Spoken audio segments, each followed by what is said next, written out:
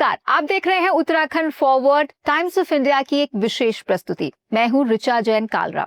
आज की कड़ी में हमारे साथ उत्तराखंड सरकार के डिपार्टमेंट ऑफ प्लानिंग के डायरेक्टर श्री मनोज कुमार पंत जुड़ रहे हैं। उनसे हम बातचीत करने जा रहे हैं बहुत सारे अहम ऐसे मसलों पर जो उत्तराखंड के लिए मायने रखते हैं।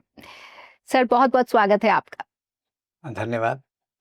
तो सबसे पहले, उत्तराखंड एक ऐसा राज्य है जहां पर क्लाइमेट चेंज की चुनौती महसूस की जा रही है और तेजी से टेक्नोलॉजी भी हम देख रहे हैं कि आज के दौर में बदल रही है। उससे आपके काम पर, डिपार्टमेंट ऑफ प्लानिंग के काम पर कितना असर पड़ा है?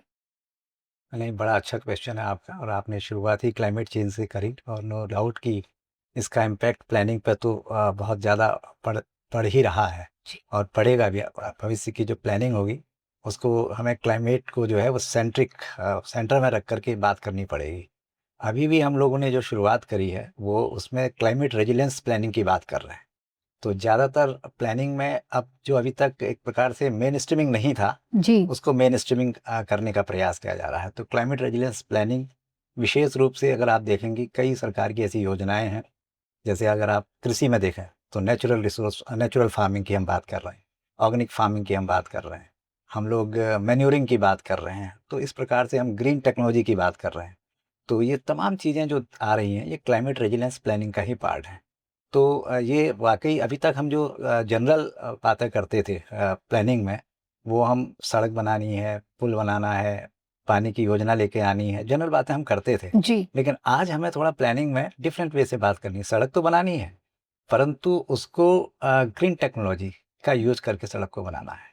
अगर हमें पानी की व्यवस्थाएँ करनी है तो हमको पूरा का पूरा ध्यान रखना है कि हमें किस तरीके से उस योजना को, जिससे कि जो हमारा डिज़ास्टर प्रोन एरिया है, जिससे क्लाइमेट रेजिलियंस हम कैसे उसको करें, उस के अनुसार उस प्लानिंग को बनाना होगा। तो ये शुरुआत हो गई है, लेकिन जी, हाँ, नो डाउट कि प्लानिंग के लिए अभी चैलेंज है।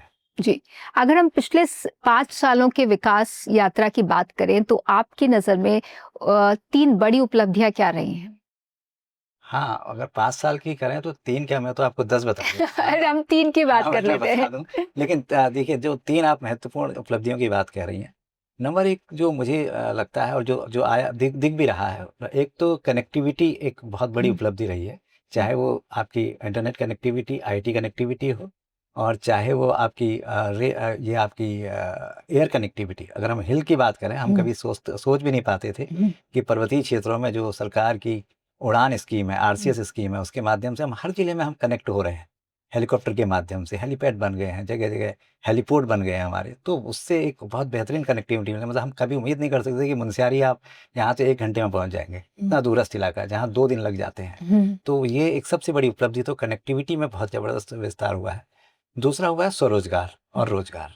वो एक बड़ी उपलब्धि रही है। स्वरोज़गार को अगर आप देखेंगे, उसका डेटा अगर आप देखेंगे, तो इधर ही 4 साल के अंदर लगभग, मैं अभी ये 7-8 का बताऊँगा आपको, 7-8 डिपार्टमेंट को हम रिव्यू कर रहे थे। 1,97,000, 2 लाख के करीब लोग डायरेक्टली स्वरोज़गार से जुड़े हैं। हमारी कई ऐसी स्कीम्स हैं, जैसे मुख्यमंत्री स्वरोज़गार योजना, बड़ी बेहतरीन स्कीम। 45,000 लोग पिछले 4 साल में इस स्कीम से जुड़े हुए हैं, स्वरोज़गार की स्कीम है। जी, ऐसी पर्यटन की स्कीम है। तो ये जो करीब 2 लाख का मैंने आपको आंकड़ा बताया, ये एक प्रकार से 8 या 7 या 8 डिपार्टमेंट का है। पर्यटन है, उद्यान है, इंडस्ट्री है, डेयरी है, फिशरीज़ है। तो ये लगभग 2 लाख तो इसी का बता रहा हूँ। इसके जी, अलावा अगर हम अलग से देखते हैं, जैसे हम लोग एक ग्राम्य विकास की स्कीम है जिसमें लखपति दीदी कहते हैं, जो स्वरोज़गार से ही जुड़ी हुई है। 2.5 लाख तो वही हैं। तो अगर आप देखें तो ओवरऑल स्वरोज़गार में और रोज़गार में अच्छी वृद्धि हम इसको कह सकते हैं। और तीसरा एक बड़ा महत्वपूर्ण, जो कि मैं कहूँगा कि पहला होना चाहिए था, क्योंकि हम लोग socio economic and environmental sustainability की बात करते हैं। तो राज्य ने इन तीनों को बैलेंस करके जो एसडीजी होता है, sustainable development development goal, goals, उसे पूरे देश में वो फर्स्ट आया है, प्रथम आया है एसडीजीज में। एसडीजीज में। तो एक छोटा राज्य होने के बावजूद ये, इसका मतलब बैलेंसिंग देखिए आप, जी, सोशल, इकोनॉमिक एंड एनवायरमेंटल तीनों को बैलेंस करके अगर आपने डेवलपमेंट किया है तो ये सबसे बड़ा अचीवमेंट है। जी। तो जी। 2047 तक विकसित भारत का लक्ष्य केंद्र सरकार ने रखा है। उस दिशा में आपकी सरकार की क्या लॉन्ग टर्म प्लानिंग है? हाँ, बिल्कुल, जैसे विकसित भारत का लक्ष्य रखा गया है, ऐसे ही राज्य सरकार ने भी विकसित उत्तराखंड का लक्ष्य रखा है 2047 तक का। बल्कि 2047 क्या, हमारे मुख्यमंत्री जी ने तो उसमें 3 कदम आगे बढ़ कर के 3 साल और जोड़ दिया है, 1 कदम आगे बढ़ कर के। उसने कहा कि अभी हमने 25वीं वर्षगांठ मनाई है, तो उसने कहा हम जब 50वीं वर्षगांठ मनाएँगे 2050 में, तो हम तो 2050 को लेकर के चल रहे हैं। और केवल वहाँ तक का लॉन्ग टर्म ही नहीं रखा है, उसको भी हमने शॉर्ट टर्म, मिड टर्म और लॉन्ग टर्म में बाँटा हुआ है। तो वो हम लोगों ने उसको अगर ओवरऑल देखेंगे तो 5 जो है 6 उसके डोमेन हमने दिए हैं। जैसे इकोनॉमी एंड एम्प्लॉयमेंट हमारा एक पूरा डोमेन है, जिसमें हम पूरी की पूरी अगले 25 सालों में 5-5 साल में किस तरीके से उसमें आगे बढ़ेंगे, उस पे चर्चा की है। नेचुरल रिसोर्स मैनेजमेंट हमारी बहुत बड़ी पावर है, आपको पता ही है। यहाँ पे नदियाँ हो गई, आपका फॉरेस्ट हो गया वगैरह, सोलर, हाँ, ये सारी चीज़ें हमारी हैं, तो वो हमारा एक दूसरा डोमेन है। तीसरा इंफ्रास्ट्रक्चर, कोर इंफ्रास्ट्रक्चर, जिसमें हम पावर और सड़क वगैरह की बात करते हैं, ये हमारा तीसरा डोमेन है। चौथा डोमेन हमारा सोशल इंफ्रास्ट्रक्चर है, जिसमें आप हेल्थ, एजुकेशन और इनकी सब बातें करते हैं। तो ये अभी एनएफएचएस का एक डेटा रिलीज हुआ है, तो उसमें काफ़ी इंप्रूवमेंट आया है। तो ये हमारा चौथा रखा हुआ है। और फैमिली हेल्थ सर्वे, हाँ, जो फैमिली हेल्थ सर्वे जो आया है, तो उसमें बहुत अच्छे रिजल्ट अभी कंपैरेटिवली अगर हम 5 से देखते हैं, तो उसके मुकाबले हमारे काफ़ी अच्छे रिजल्ट आए हैं। तो 5वां हमने जो डोमेन रखा हुआ है वो रीजनल डिस्पैरिटीज़, ये एक बड़ा इश्यू आता है।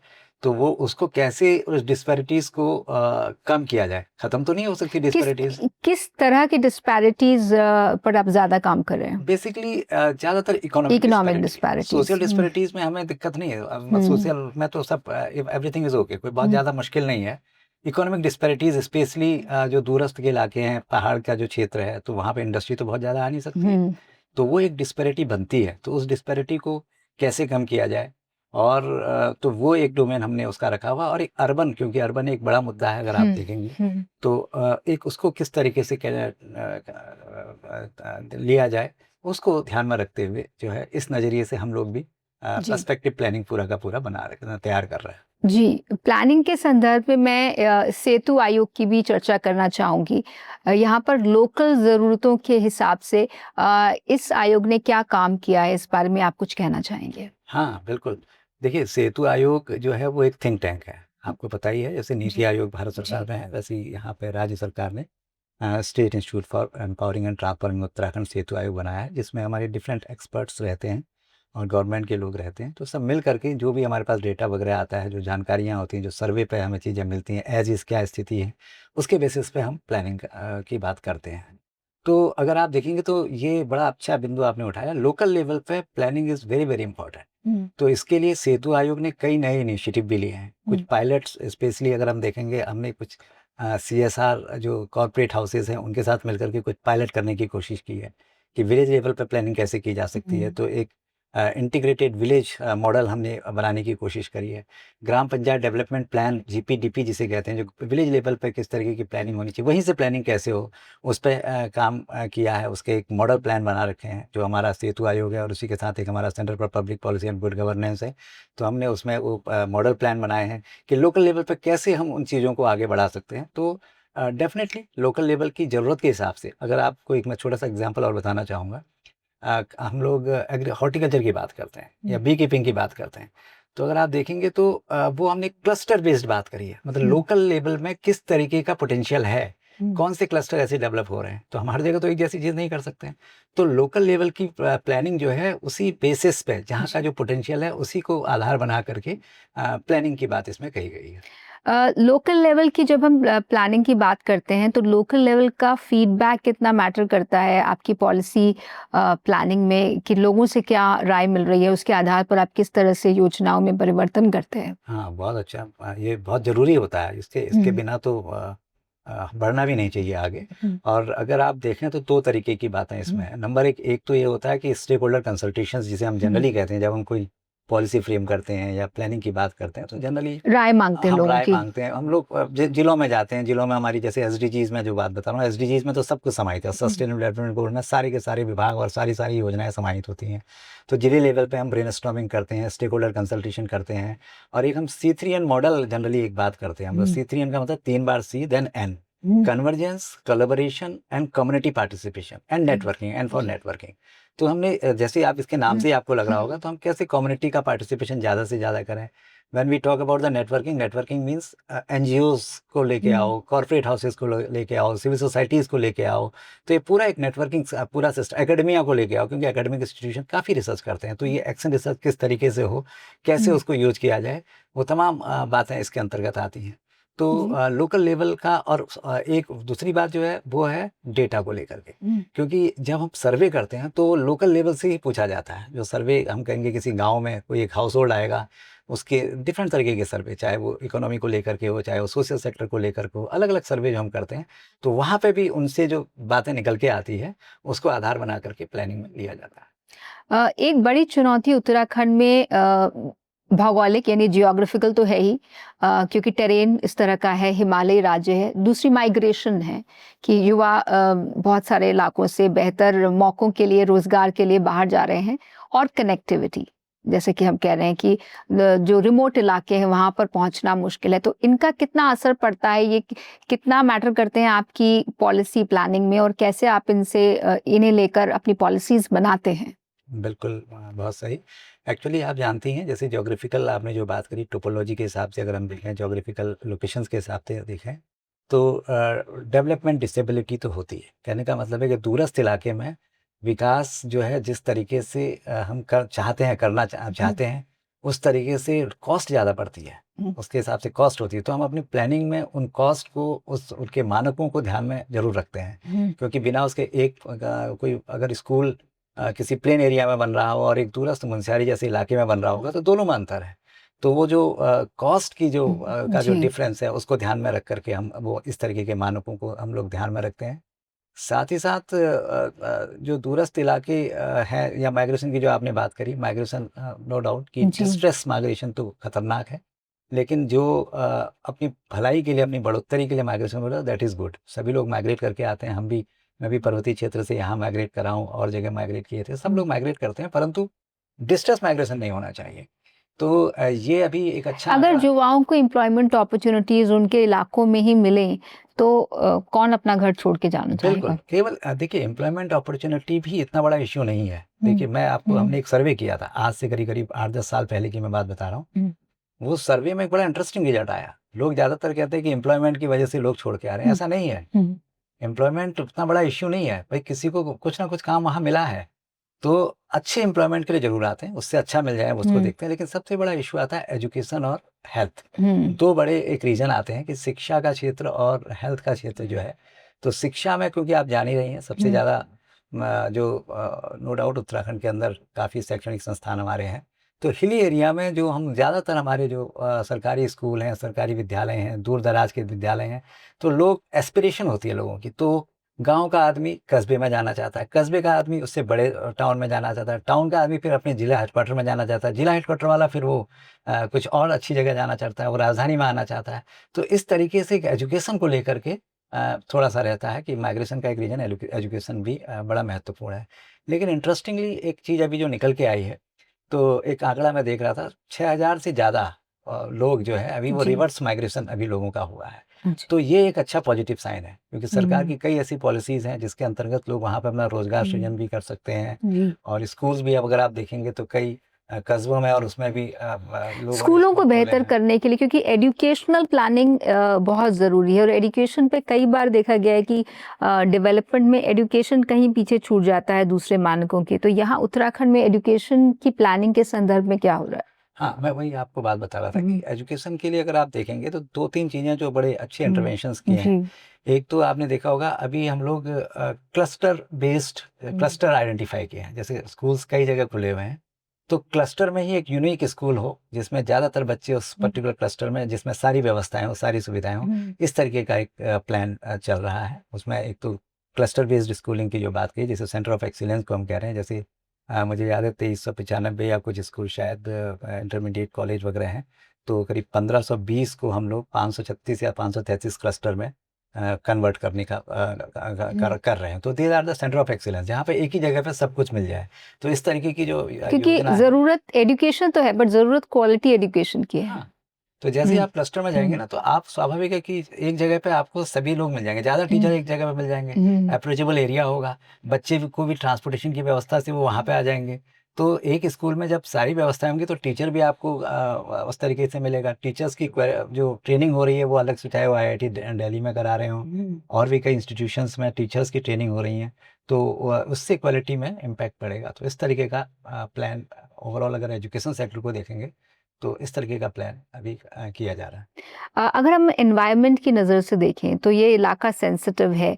ऐसे में इंफ्रास्ट्रक्चर प्रोजेक्ट्स की जब आप प्लानिंग करते हैं तो क्या आपको सीख मिली है अभी तक के काम से कि हमें इन चीज़ों पर ज़रूर गौर करना चाहिए जब हम बड़े इंफ्रास्ट्रक्चर प्रोजेक्ट्स की प्लानिंग करते हैं उत्तराखंड जैसे इकोलॉजिकली सेंसिटिव राज्य में? जी। देखिए, अगर इस राज्य को हम देखें तो राज्य नो डाउट कि डिज़ास्टर प्रोन है, इकोलॉजिकल सेंसिटिव राज्य है, और परंतु स्ट्रैटेजिक नज़रिए से अगर आप देखें, strategically very important border area का राज्य है, तो स्ट्रैटेजिकली ज़रा इम्पोर्टेंट राज्य है, तो हमें इंफ्रास्ट्रक्चर पे तो जाना ही पड़ेगा और इंफ्रास्ट्रक्चर बनाने भी पड़ेंगे, चाहे वो रोड हो, हम डबल लेन करें, जो भी हम सड़क का इंफ्रास्ट्रक्चर बना रहे हैं, जैसे आपने चार धाम में देखा या आपका ऑल वेदर रोड को देखा, तो ये इसको तो डेवलप करना ही पड़ेगा, सुविधाएं भी उससे हुई हैं। लेकिन मुझे ऐसा ध्यान नहीं कि कोई ऐसे बड़े प्रोजेक्ट्स, कोई ऐसे बड़ी चीज़ें आई हों जिसका बहुत इम्पैक्ट अभी हमें नज़र आ रहा हो। तो क्योंकि जो पहले बड़े प्रोजेक्ट भी थे वो एक प्रकार से रुक ही गए थे, तो ऐसे कोई बड़े प्रोजेक्ट अभी तक ऐसे नहीं हैं, परंतु पर कोशिश। जो चाहे वो रोड मेकिंग हो या इंफ्रास्ट्रक्चर के दूसरे काम हो, पर्यावरण को कैसे बचाया जाए, संरक्षण किया जाए, कंजर्वेशन किया जाए या अ, विकास पर्यावरण की कीमत पर ना हो? हाँ, जैसा उसमें मैंने क्या? पहले ही जी, आपसे कहा था कि क्लाइमेट रेजिलियंस प्लानिंग की जो जी। हम बात कर रहे थे, स्वाभाविक रूप से हम लोग वही ग्रीन टेक्नोलॉजी, ग्रीन मेथड्स जो होती हैं, ग्रीन, जिसमें हम ज़्यादातर जैसे ग्रीन जी, बिल्डिंग्स की आजकल हम लोग जी। बात कर रहे हैं, तो ग्रीन बिल्डिंग्स होनी चाहिए हम अगर बना रहे हैं तो, और या इको सेंसिटिव आपके इंफ्रास्ट्रक्चर होने चाहिए जो जिनको हम उस तरीके से बना सकें। तो इस तरीके की चीज़ें आ रही हैं जो निश्चित रूप से ये इंफ्रास्ट्रक्चर के प्रोजेक्ट में बहुत ही फ़ायदेमंद होंगी। या रोपवेज़ हो गए हमारे, अब हम कनेक्टिविटी के लिए रोपवेज़ पे बात कर रहे हैं, तो रोपवे जब बनेंगे तो आपकी समझिए कि अब पहाड़ कटने की तो संभावना ही नहीं है। 2 या 3 जगह पे आपको अब उसका इंफ्रास्ट्रक्चर डेवलप होगा। तो ये एक अपने आप में एक बहुत अच्छा इनिशिएटिव है जिसे हम ग्रीन इनिशिएटिव कहेंगे। तो इस तरीके के इनिशिएटिव जो है ये पर्यावरण के जो मुद्दे हैं उनसे इसको टैकल किया जा सकता है। जब टूरिज्म बढ़ता है, इंफ्रास्ट्रक्चर बढ़ता है तो ज़ाहिर है आमदनी होती है, रेवेन्यू आता है। लेकिन अक्सर देखा गया है कि इसका लाभ जो है वो शहरी इलाकों में या बसे हुए इलाकों में ज़्यादा मिल जाता है, लेकिन पहाड़ी इलाके कहीं छूट जाते हैं। तो इसके लिए क्या विशेष कोशिशें हो रही हैं कि पहाड़ी इलाकों तक जो विकास का फ्रूट है, बेनिफिट है, वो पहुँच पाए? देखिए, अगर आप पिछले 4 साल में, 5 साल में देखेंगे तो एक बड़ी अच्छी चीज़ निकल के आई है पहाड़ी क्षेत्रों में, विशेष रूप से पहाड़ में भी, ग्रामीण क्षेत्रों में अगर आप देखेंगे होम स्टेज़। तो अगर ये एक बड़ा नया इनिशिएटिव जो आज से करीब 5, 7, 8 साल पहले इस पे बहुत ज़्यादा चर्चा नहीं होती थी, बात नहीं होती थी।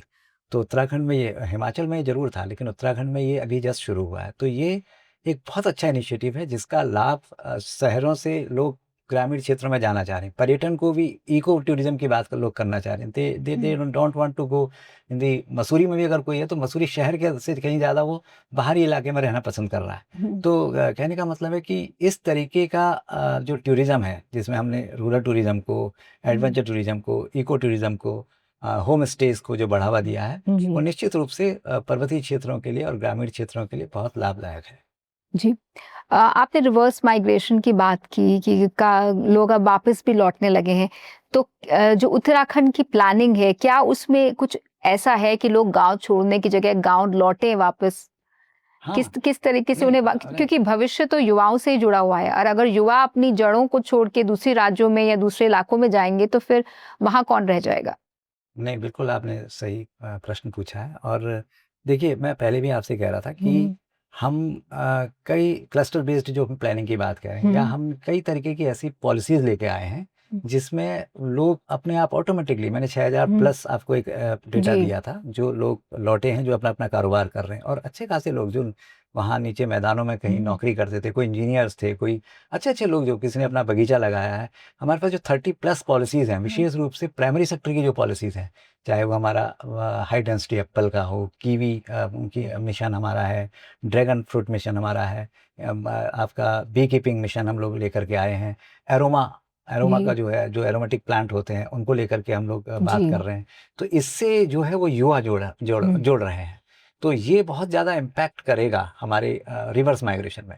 और ये स्पेशली और वो भी क्लस्टर बेस्ड कर रहे हैं, जिससे कि एक वॉल्यूम एक ही जगह पर मिले तो मार्केटिंग की भी दिक्कत ना आए।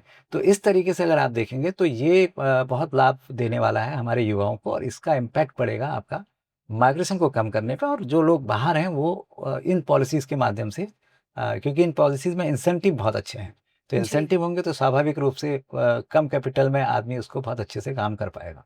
जी। अ, उत्तराखंड में अगर हम पहाड़ों पे ही थोड़ा बातचीत को जारी रखें, तो आने वाले समय में या अब से करीब 15 साल बाद 2040 में एक आदर्श गांव कैसा, आदर्श पहाड़ कैसा होना चाहिए? हाँ, देखिए आदर्श पहाड़ तो अगर आप कहेंगे तो वहाँ का जो मेन पोटेंशियल है या जो मेन ग्रोथ ड्राइवर है वो है जी हॉर्टिकल्चर एंड जी टूरिज्म। जी। तो उस पहाड़ में या उस आदर्श गाँव में 3-4 चीज़ें बड़ी इम्पोर्टेंट है। देखिए गाँव की ब्यूटी अपने आप में है, और फिर पर्वतीय गाँव, अगर वो पहाड़ी क्षेत्र का गाँव है तो पहाड़ों के बीच में बसा हुआ है, जंगल के आस-पास वो गाँव जी है। तो एक तो टूरिज़्म एक्टिविटी से वहाँ की हम्म की जो है लाइवलीहुड बढ़ेगी, वहाँ का वो बहुत अच्छा बढ़ेगा। कनेक्टिविटी होनी चाहिए, not only roads, even the IT connectivity, internet connectivity. ये क्योंकि आजकल बिना इसके तो आईटी इंफ्रास्ट्रक्चर के आप बढ़ नहीं पाएँगे। तो ये कनेक्टिविटी अगर हमारी हो जाती है, जो अगले 40 साल में 101% ज़्यादा ही हो जाए, बल्कि मैं जी समझता हूँ कि सभी गाँव में इस तरीके की पूरी अच्छी कनेक्टिविटी हम लोगों को मिल जाएगी। टेक्नोलॉजी आप जान ही रही हैं बहुत जी जल्दी बढ़ रही है, तो बहुत इस तरीके के टूल्स हमें हमें मिलेंगे। तो एक आदर्श गाँव जो होगा उसमें एक well connectivity, road as well as the IT connectivity, और वहाँ का जो जो जो इंफ्रास्ट्रक्चर डेवलपमेंट है वो एक बड़ा बेहतरीन हो। पानी, पोर्टेबल वाटर हर जगह अवेलेबल होगा, जो जैसा अभी जी स्कीम्स चल रही हैं उसको अगर ध्यान में रखेंगे तो उसके बेसिस पे हर घर नल वाला जो प्रोग्राम चल रहा है, तो ये हर गाँव में इस तरीके की व्यवस्था मिलेंगी। बिजली लगभग सभी घरों में अभी तक पहुँच गई है, नल भी हर घर में पहुँच ही गया है। तो एक 40 साल में तो आप बिल्कुल डिफरेंट उत्तराखंड को देखेंगे। उस गाँव का मैं टूरिज़्म एक्टिविटी विशेष रूप से विलेज टूरिज़्म जिसे कहेंगे, जी और अगर वो एडवेंचर इलाके में वो गाँव है तो वहाँ पे एडवेंचर टूरिज़्म को आपको बढ़ावा दिखाई देगा। जंगल के किनारे अगर वो गाँव है तो वहाँ पे इको टूरिज़्म आपको दिखाई देगा। जी अगर वो शांतिपूर्ण जगह पे है, कहीं पे स्पिरिचुअल एरिया में है, तो स्पिरिचुअल टूरिज़्म आपको दिखाई देगा। तो ये 40 साल में, क्या अगले 10 साल 20 साल में ही आपको नज़र आएगा। जैसे अभी कुछ समय पहले प्रधानमंत्री जी ने कहा कि वर्क फ्रॉम होम करिए, फ्यूल बचाइए, तो क्या वर्क फ्रॉम माउंटेन्स ऐसी कोई अवधारणा पर आप हाँ, काम कर रहे हैं? बिल्कुल, बिल्कुल कर रहे हैं, बिल्कुल कर रहे हैं। जब हम विज़न 2047 बनाया है हमने, तो मैं सबको बताना भी चाहूँगा, दर्शकों को भी हमारे, कि 2047 जो विज़न बनाया है उसमें ये अवधारणा को हम लेकर के आए हैं। तो उसमें विशेष रूप से, क्योंकि ये एक्सपीरियंस हमने देखा था कोविड पीरियड में। जी कोविड पीरियड में कई लोग जो हैं वो गाँव में आकर के, ऐसे इलाकों में आकर के लोगों ने शुरू कर दिया था, किराए पे लोग रह रहे थे। तो ये हमने विज़न 2047 के अंदर इस अवधारणा को हम लेकर के आ रहे हैं। Work from hill, work from home, work from mountain, इस जी तरीके की बात हम लेके आ रहे हैं। अ, जो मौजूदा ग्रोथ मॉडल्स हैं वो कितने टिकाऊ आपको लगते हैं? आपको लगता है कि इनमें हमें बदलाव करने की ज़रूरत है? क्योंकि हमारे शहर सैचुरेट हो रहे हैं। अगर हम देहरादून की बात करें तो एक सैचुरेशन लेवल आ गया है। हाँ, बिल्कुल।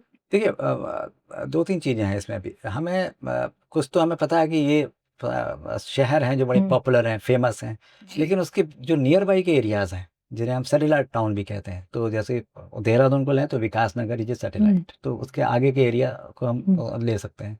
तो उसके आस-पास के इलाकों को, तो जिसे हम लोग ग्रीनफ़ील्ड सिटी भी टाउनशिप भी की भी बात अब शुरू कर रहे हैं, कि हम एक नए शहर इस तरीके के बसाएँ जो उस जहाँ पे पूरा का पूरा ग्रीन फील्ड हो, जो नया ही शहर हो। तो वो पेरिफेरी में जो आसपास के इलाके हैं, उन इलाकों को आइडेंटिफ़ाई करके हमें इस तरीके की प्लानिंग करनी पड़ेगी। दूसरा जो महत्वपूर्ण मुझे लगता है कि हमें शुरुआती तौर से ही, स्कूलिंग से ही हमें अर्बन प्लानिंग को पढ़ाना चाहिए, बताना चाहिए। इस पे बात भी हुई है। अर्बन प्लानिंग जैसे हो रही है, जैसे ग्रेजुएशन लेवल पर अर्बन प्लानिंग लोग पढ़ते हैं। जी लेकिन अगर हम शुरू से ही अर्बन प्लानिंग की बात करें तो एक शुरू से ही एक माइंडसेट हमारा होने लगेगा।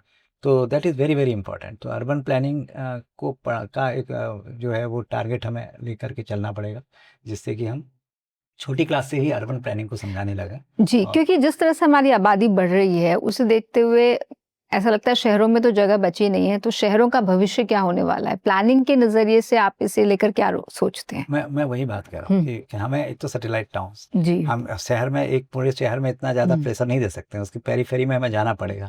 कुछ नए टाउन विकसित करने की बात करनी पड़ेगी। माननीय प्रधानमंत्री जी ने भी नए टाउन की बात कही है, हमारे मुख्यमंत्री जी ने भी नए टाउनशिप की बात कही है। अब हमारे पास तो, क्योंकि आप देख रही हैं, अगर इधर गढ़वाल साइड में हम देखें, कर्णप्रयाग टू ऋषिकेश टू कर्णप्रयाग जो रेलवे लाइन है, तो उस रेलवे लाइन के आसपास जहाँ पर स्टेशन बनेंगे, एक नया इमर्जिंग एरिया, तो एक नया टाउनशिप वहाँ पर डेवलप होगी, उस इलाके की टाउनशिप डेवलप होगी। तो हमें इन वर्तमान के जो शहर हैं, इनमें प्रेशर करने के लिए इन नए टाउनशिप पे हम लोग प्लान कर रहे हैं। मैं टूरिज्म पर भी बात करना चाहती हूँ, क्योंकि टूरिज्म एक तरह से ब्रेड एंड बटर है राज्य की इकोनॉमी के लिए, लेकिन पर्यटन पर, टूरिज्म पर बहुत ज़्यादा फोकस करना कि एक तरह का जोखिम नहीं पैदा करता, क्योंकि जो संख्या बढ़ रही है लाखों करोड़ों पर्यटकों की, उससे पैसा तो आता है लेकिन संसाधन नहीं बढ़ते, संसाधन सीमित ही रहते हैं। हाँ, मतलब टूरिज़्म में बहुत ज़्यादा डिपेंडेंसी जिसकी आप बात करें, कैरिंग कैपेसिटी अगर हम देखेंगे तो that is very very important, कि जितनी कैरिंग कैपेसिटी है उससे ज़्यादा लोग आएंगे तो दिक्कत तो उसमें होगी ही, स्वाभाविक रूप से होगी।